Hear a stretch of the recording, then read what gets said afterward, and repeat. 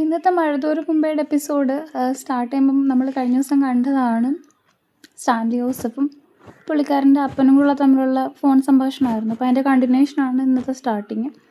അപ്പോൾ അതിനകത്ത് ഇങ്ങനെ പുള്ളി ചോദിക്കുകയാണ്, അവളെ പറഞ്ഞു വിട്ടാൽ അവൾ പോവില്ലേ എന്നിങ്ങനെ ചോദിക്കുകയാണ്. സ്റ്റാൻലി ജോസഫ് പറയുന്നത്, നീ പോയിക്കോ എന്നൊരു ഒറ്റ വാക്ക് പറഞ്ഞ് അവൾ പോകും. കാരണം അവൾക്ക് ഇവിടുത്തെ ആൾക്കാരെയും അന്തരീക്ഷം ഒന്നും അത്ര അങ്ങോട്ട് ഇഷ്ടമായില്ല. ഞാനും അത്ര പോരാ എന്നുള്ള ഒരു മട്ടിലാണ് അവളിപ്പം നിൽക്കുന്നത്. അതങ്ങോട്ട് കേൾക്കുമ്പോഴത്തേനും അപ്പാപ്പൻ പറയാണ്, പിന്നെ എന്തിനാ ഇവിടെ നിൽക്കുന്നത്, അവളോട് പോവാൻ പറയുന്നേ.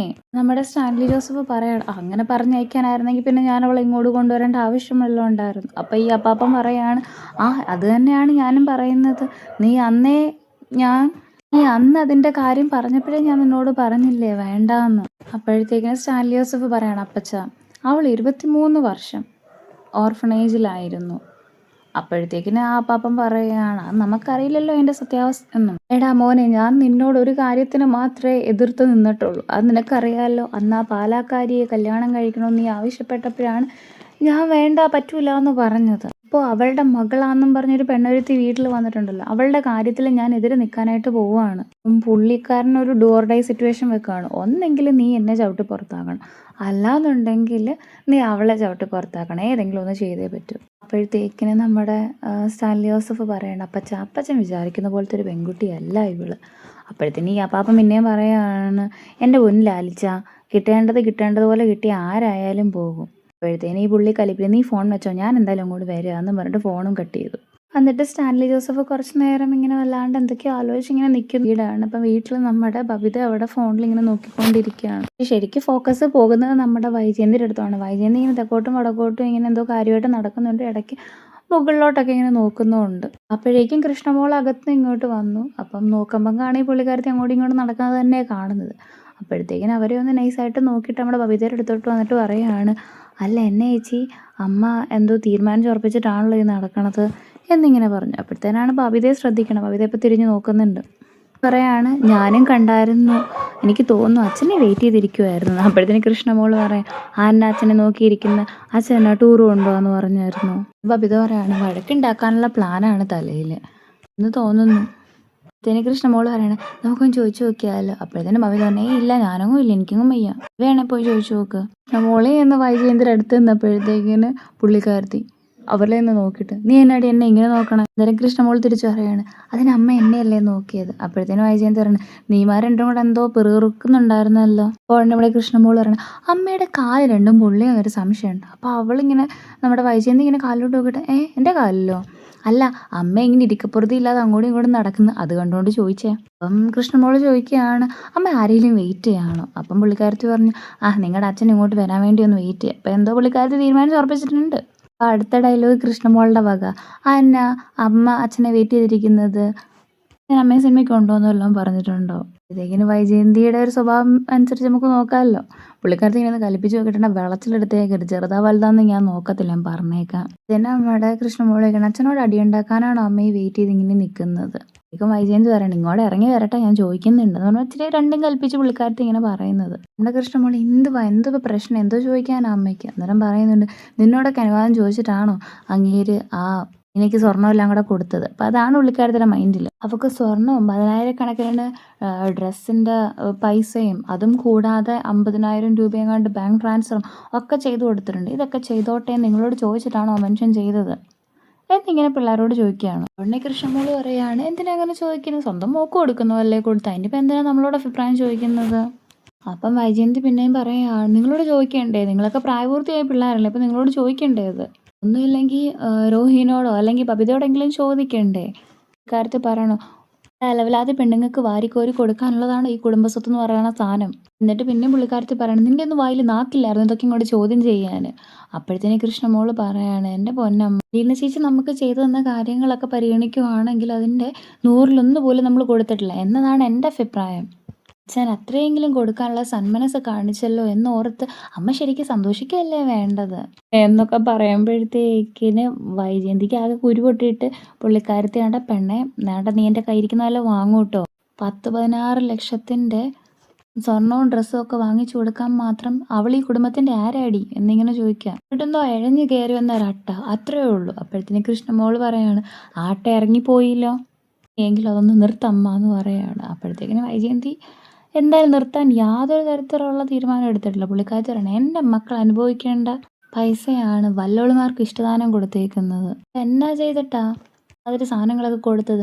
അവളെന്തോ രാവിലെ എല്ലാവർക്കും സ്വർണ്ണമുട്ടയായിരുന്നു അങ്ങോട്ട് പുഴുങ്ങി തന്നത്. വോട്ടെ ഡയലോഗ് ഡെലിവറി. ഇങ്ങോട്ട് ഇറങ്ങി വരട്ടെ, ഞാൻ എന്തായാലും ചോദിച്ചിട്ടേ ഉള്ളൂ എന്ന് പറഞ്ഞ് ദൃഢനിശ്ചയത്തിൽ നമ്മുടെ വൈജയന്തി. അപ്പോഴത്തേന് കൃഷ്ണമോൾ ഇങ്ങനെ കോണി കയറിയിട്ട് ഇങ്ങനെ പോവുകയാണ്. അച്ഛൻ അവിടെ ഉണ്ടോ വരുന്നുണ്ടോ എന്നൊക്കെ നോക്കാൻ. എന്നിട്ട് പുള്ളിക്കാരത്തി നോക്കിയപ്പോൾ ബാലേന്ദ്രൻ ഇങ്ങോട്ട് വരുന്നുണ്ട്. അപ്പോഴത്തേക്കിന് കൃഷ്ണമോൾ ഓടിയെന്ന് പറഞ്ഞിട്ട് അച്ഛൻ വരുന്നുണ്ട് കേട്ടോ, ഒരു കാര്യം ചെയ്യാം, അമ്മ അച്ഛൻ്റെ ഏകദേശം ഒരു കയ്യകലം പാലിച്ച് നിൽക്കുക, അതായിരിക്കും നല്ലത്. നമ്മൾ സ്വന്തം തടി ഈടാക്കാതെ നോക്കണ്ടേ, അതുകൊണ്ട് ഞങ്ങൾക്ക് പറഞ്ഞതേ ഉള്ളൂ എന്ന് പറഞ്ഞ് പുള്ളിക്കാരത്തി പറഞ്ഞു. അതുകൊണ്ട് തീരെ പിടിക്കാതെ നമ്മുടെ വൈജയന്തി ഇങ്ങനെ കണ്ണുരുട്ടി പേടിപ്പിക്കുന്നുണ്ട്. അവിടെ ബാലേന്ദ്രൻ വരുവാണ്. ഇതിനകത്ത് ഏകദേശം ഒരു പാവമായിട്ടുള്ള മനുഷ്യനാണ്. പിന്നെ എന്തിനാ പുള്ളിക്കാരന് ഇത്രയും ഹൊററായിട്ടുള്ള ഒരു ബീജം എന്നറിയത്തില്ല, എന്നാലും പുള്ളി വരുന്നുണ്ട്. ഇറങ്ങി വരുന്നുണ്ട്. എന്നിട്ട് പുള്ളിക്കാരൻ ഒരുമാതിരി വൈജയന്തിനെ ഒന്ന് നോക്കുന്നു, പുച്ഛമിട്ടിട്ട് അങ്ങോട്ട് നടക്കുന്നു. അപ്പോഴത്തേക്ക് നമ്മുടെ വൈജയന്തി അവിടെ ഒന്ന് നിന്നേ, എനിക്ക് കുറച്ച് വാങ്ങിച്ചു കൂട്ടാനുണ്ടെന്നായിരിക്കും. അല്ലെങ്കിൽ പുള്ളിക്കാരത്തെ ഇങ്ങോട്ട് നടന്ന് നമ്മുടെ ബാലേന്ദ്രൻ്റെ അടുത്തോട്ട് വന്നിട്ട് പറയുകയാണ്, നിങ്ങൾ ജ്വല്ലറിയിൽ നിന്ന് 12.5 പവൻ്റെ സ്വർണ്ണം എടുത്ത് അലീനയ്ക്ക് കൊടുക്കുകയും അതുപോലെ തന്നെ ടെക്സ്റ്റൈൽസിൽ നിന്ന് 17,000 രൂപയുടെ ഡ്രസ്സ് എടുത്ത് കൊടുക്കുകയൊക്കെ ചെയ്തോ? എന്നൊക്കെ മറുപടിയായിട്ട് ബാലേന്ദ്രൻ കൊടുത്തു എന്ന് പറയുന്നുണ്ട്. അപ്പോൾ പിന്നെയും പുള്ളിക്കാരത്തി ചോദിക്കുകയാണ്, 50,000 രൂപ എടുത്തിട്ട് ബാങ്കിലിട്ട് കൊടുത്തിട്ടുണ്ടോ? അത് ചെയ്തിട്ടുണ്ട്. ഒക്കെ ഞാൻ അറിയത്തില്ലെന്നാണോ നിങ്ങൾ വിചാരിച്ചത്? എന്നിങ്ങനെ കലിപ്പായിട്ട് ചോദിക്കുമ്പോൾ പുള്ളിക്കാരൻ ഭയങ്കര കൂളായിട്ട്, അല്ല നീ പറഞ്ഞാലെന്നെ അറിഞ്ഞില്ലേ എന്നാ, എനിക്ക് വെറും പുല്ലാണതൊക്കെ. കാര്യം ചെയ്യും, നീ ഒന്നുകൂടെ വേണമെങ്കിൽ അറിഞ്ഞോ, നീ ഒരു കാര്യം ചെയ്യും, അതെല്ലാം കൂടെ വാരി കുഴച്ച് ഉണ്ടയാക്കിയിട്ട് വായിലിട്ട് തിന്നോണ്ട് നടന്നോ എന്നിങ്ങനെ പറഞ്ഞു. പുള്ളിക്കാരത്തേക്ക് അത് അത്ര ഇഷ്ടപ്പെട്ടില്ല. എന്നിട്ട് ഇങ്ങനെ പറയാണ്, ഉത്തരം പറഞ്ഞിട്ട് രക്ഷപ്പെടാമെന്ന് നോക്കേണ്ട ബാലചന്ദ്ര. എന്നിട്ടിങ്ങനെ നമ്മുടെ വൈജയന്തി പറയാണ്, അലീന ഇവിടെ വീട്ടുജോലിക്കായിട്ട് വന്നതാ. അപ്പോഴത്തേക്കും നമ്മുടെ കൃഷ്ണമോള്, അല്ല മുത്തശ്ശീനെ നോക്കാനായിട്ട് വന്നതാ. അപ്പോഴത്തേക്കിന് നമ്മുടെ വൈജയന്തി ഒന്ന് കലിപ്പിച്ചിട്ട്, എന്ത് കുന്തയല്ലോ ആവട്ടെ, അവള് ജോലി ചെയ്യുന്നു, അതിന് മാസാമാസം അവൾക്ക് ശമ്പളം നമ്മൾ അക്കൗണ്ടിലിട്ട് കൊടുക്കണില്ലേ, ഇത് 2 ലക്ഷം സംതിങ് എങ്ങാണ്ട് ഓവർ ടൈം കൊടുത്തില്ലേ. അപ്പോൾ ഉടനെ നമ്മുടെ ബാലേന്ദ്രൻ പറഞ്ഞു, ഓവർ ടൈം അല്ല, ബോണസ്. എന്തിനാ അവൾക്ക് ഈ ബോണസ് കൊടുത്തത്? 10,000 രൂപയുടെ ജോലിക്ക് വേണ്ടി വന്നവൾക്ക് 3 മാസം ജോലി ചെയ്ത് കഴിയുമ്പം അവൾക്ക് 1.25 ലക്ഷം ബോണസായിട്ട് കൊടുക്കുന്നു. ഇവിടുത്തെ കണക്കാന്ന് പുള്ളിക്കാരി ചോദിക്കും. പുള്ളിക്കാരിക്ക് കണക്കും കാര്യങ്ങളൊക്കെ അറിയില്ല, ബാങ്ക് മാനേജർ ആണല്ലോ. അപ്പോഴത്തേക്കും ബാലേന്ദ്രൻ പറയാണ്, ഈ 3 മാസം അവൾ നിന്നെ സഹിച്ചില്ലേ, 30 ലക്ഷമാണ് ഞാൻ വില ഇട്ടത്, അപ്പോൾ അവളത് വാങ്ങിയില്ല, 1.25 എനിക്ക് കൊടുക്കാൻ പറ്റുള്ളൂ, ബാക്കി നീ എന്നേലും കൊടുക്കണം കേട്ടോ, ഇപ്പോഴല്ല, നിനക്ക് വെളിവുണ്ടാവുന്ന സമയത്ത്. ഇതിനോട് ദേഷ്യം വന്നിട്ടോ എൻ്റെ പട്ടി കൊടുക്കും എന്ന് പറയുമ്പോൾ ബാലേന്ദ്രൻ്റെ അടുത്ത ഡയലോഗ്, നിന്റെ പട്ടിയല്ല, അത് വെറും ചാവാലിപ്പട്ടിയായിരിക്കും, നിന്റെ ഈ ഒടുക്കത്തെ ബാധ മുഴുവനും അതിൻ്റെ മണ്ടയ്ക്കോട്ട് വെച്ച് കെട്ടല്ലേ, ഒന്നാമതെല്ലാം കൂടി താങ്ങാൻ വയ്യാണ്ട് നിൽക്കുകയാണ്. ആ പട്ടിയുടെ കാര്യമാണ് പറയണത്. വീണ്ടും ബാലേന്ദ്രനോട് നമ്മുടെ വൈജയന്തി ചോദിക്കണം, അല്ല ഞാൻ ചോദിക്കട്ടെ, അവൾ പോകാറായ സമയത്ത് ഈ 16 ലക്ഷം രൂപ അവൾക്ക് എന്തിൻ്റെ കാര്യത്തിനാണ്, എന്തിൻ്റെ അടിസ്ഥാനത്തിലാണ് ചിലവാക്കിയത്? അവൾ വീട്ടുജോലിക്കാരിയല്ല, ഹോം നേഴ്സല്ല, ഹോം സൂപ്രണ്ടൻ്റ് ആയിക്കോട്ടെ, എന്ത് തേങ്ങയാണെങ്കിലും വേണ്ടൂ, എല്ലാം കൂടെ ആയിട്ട് അവൾക്ക് 20 ലക്ഷത്തോളം രൂപ ചിലവാക്കിയിട്ടുണ്ട്. അതെന്തിനാ? അതിന് മാത്രമുള്ള ബന്ധം എന്താ? കേക്കിന് നമ്മുടെ വൈജി നിന്നിട്ട് ഇങ്ങനെ എണ്ണി പറയുകയാണ്, ഇവിടെ പല വേലക്കാരികൾ നിന്നിട്ടുണ്ട്, കുഞ്ഞുമോള്, ലീല, ജാനമ്മ, സരോജിനി, അങ്ങനെ കുറെ കാണാന്ന് പേര് പറയുന്നു. അവരൊക്കെ ഈ വീട്ടിൽ ജോലി ചെയ്തിട്ടുണ്ട്. ഇവർക്ക് ആർക്കും ഒരു 100 രൂപ പോലും അധികം കൊടുത്തിട്ടില്ല. ഇന്നെങ്ങനെ വന്നു ഇത്രയും വ്യത്യാസം? ഇപ്പോഴേക്കും നമ്മുടെ ബാലചന്ദ്രൻ ഇങ്ങനെ പയ്യെ നടന്നു വന്ന് അവളുടെ മുഖത്തോട്ട് നോക്കിയിട്ട് പറഞ്ഞു, അവർക്കൊക്കെ നീയല്ലേ കൊടുത്തത്, പക്ഷെ അലീനയ്ക്ക് കൊടുത്തത് ഞാനാണ്, അതാണ് അതിൻ്റെ വ്യത്യാസം. ഇങ്ങനെ അവൾ വീണ്ടും പറയാണ്, അങ്ങനെ ഒരു വ്യത്യാസം വരാനുള്ള കാരണമൊന്നും അറിയണമല്ലോ. ബാലേന്ദ്രൻ പറയാണ്, മര്യാദയുടെ ഭാഷയിൽ ആർക്കും മനസ്സിലാവുന്ന ഒരു രീതിയിൽ ഞാൻ പറയാണ്, അലീന ഈ കുടുംബത്തിന് വേണ്ടി ചെയ്ത സേവനങ്ങൾ ശരിക്കും വലുതാണ്, അതുകൊണ്ടാണ് ഞാൻ അങ്ങനെ കൊടുത്തത്, അത് കൊടുത്തത് പോരായെന്നും എനിക്കറിയാം. ഒരു ഡയലോഗും കൂടെ പറയണം, ഞാനൊരു ഹാർട്ട് പേഷ്യൻ്റ് ആണല്ലോ, ഞാൻ എപ്പോഴെങ്കിലും തട്ടിപ്പോവുകയാണെങ്കിൽ അന്ന് പോരാത്തതും കൂടെ നീ അങ്ങ് കൊടുത്തേക്കണം, അത്രേ പറയാനുള്ളൂ, പോട്ടെ എന്നും പറഞ്ഞിട്ട് പുള്ളിക്കാരൻ ഒന്ന് കൽപ്പിച്ച് നോക്കിയിട്ട് മുഖം വെട്ടിച്ചിട്ട് അങ്ങോട്ട് പോവുകയാണ്. വീണ്ടും ഞാൻ പ്ലിങ്ങിയല്ലോ എന്നുള്ള രീതിയിൽ നമ്മുടെ വൈജയന്തി കലിപ്പായിട്ട് ഇങ്ങനെ നിൽക്കും. അപ്പോഴത്തേനെ കൃഷ്ണമോൾ ഇങ്ങനെ നോക്കി നിന്നിട്ട് പയ്യെ പോയിട്ട് പറയാണ്, കിട്ടിയല്ലോ ആവശ്യത്തിന്, ഞാൻ അപ്പോഴേ പറഞ്ഞതല്ലേ.